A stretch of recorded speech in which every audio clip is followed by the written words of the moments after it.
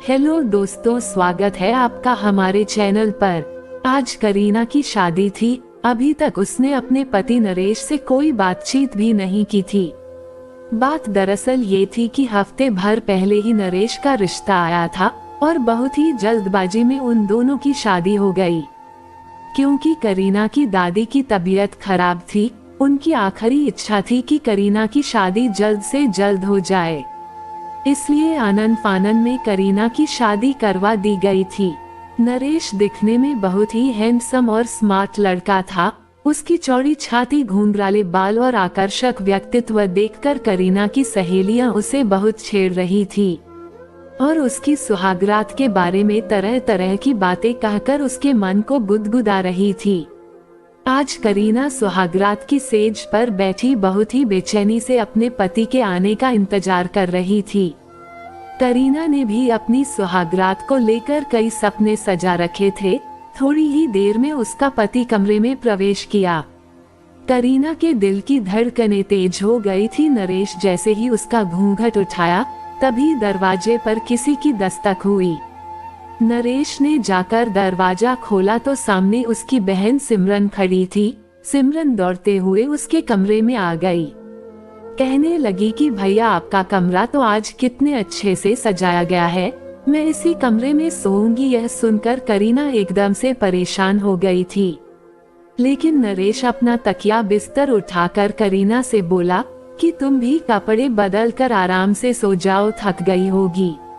नरेश अपनी बहन के माथे को सहलाते हुए बोला कि सिमरन, तुम्हें यही सोना है तो तुम यही सो जाओ, मैं सोफे पर जाकर सो जाता हूँ। ये सुनकर करीना दंग रह गई। सिमरन खुशी खुशी उसके बिस्तर पर लेट गई। करीना के जैसे सारे सपने टूटकर चकनाचूर हो गए थे। ये कैसी सुहागरात थी जहाँ उसके अरमानों पर पानी फिर चुका था। करीना रात भर रोती रही, उसकी आंसुओं की कोई सीमा ही नहीं थी। अगली सुबह सारे मेहमान जा चुके थे। करीना ने देखा कि उसकी सास कहीं नजर नहीं आ रही थी, तो उसने नरेश से पूछा कि मम्मी जी कहाँ है। तो नरेश कहने लगा कि कल शाम को ही मामा जी को हार्ट अटैक आ गया था, तो मम्मी पापा उनके यहाँ गए हुए हैं। उनकी तबीयत ठीक नहीं थी तो वह शादी में भी नहीं आ पाए थे।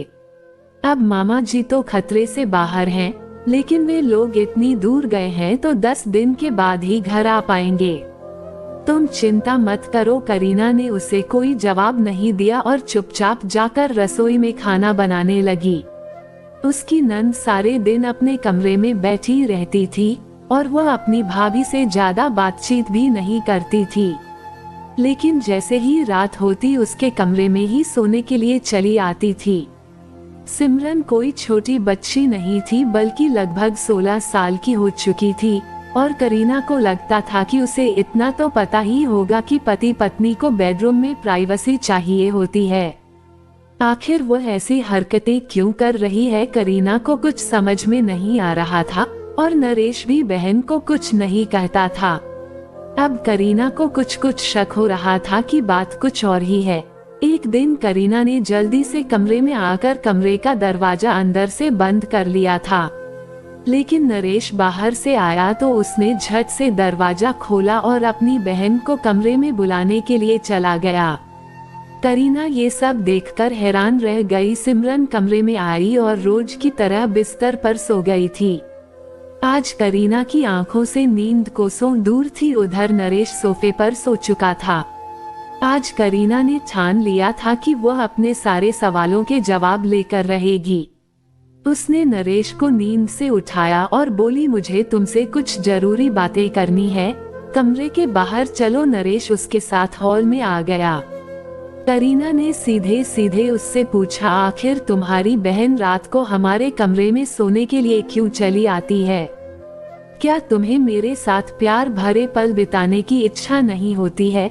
नरेश सोच में डूब गया और धीरे से बोला कि देखो, बस कुछ ही दिनों की बात है।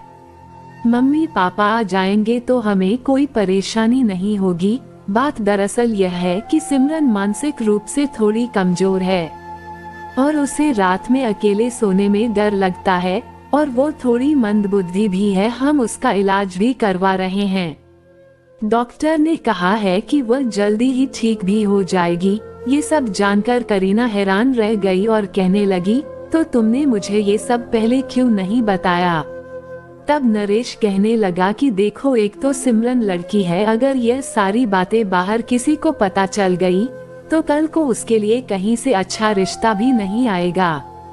और मुझे डर लग रहा था कि तुम शायद अपने मायके में ये सब बता दोगी तो ये बात धीरे धीरे फैल जाएगी। इसलिए मैंने सोचा कि बस कुछ दिनों की बात है, मम्मी पापा आ जाएंगे तो फिर वे लोग उसे संभाल लेंगे। लेकिन अब तुम इतना जोर देकर पूछ ही रही हो तो मैं तुमसे झूठ तो नहीं बोल सकता ना। ये सब जानने के बाद करीना ने राहत की सांस ली और वह कहने लगी कि अब से मैं भी तुम्हारे साथ मिलकर सिमरन का ध्यान रखने की कोशिश करूंगी, क्योंकि मैं उसकी भाभी हूँ और मेरा भी तो उसके प्रति फर्ज बनता है ना। पत्नी की बात सुनकर नरेश ने राहत की सांस ली और उसे गले से लगा लिया। अब वह खुश था कि उसे इतनी समझदार पत्नी मिली है।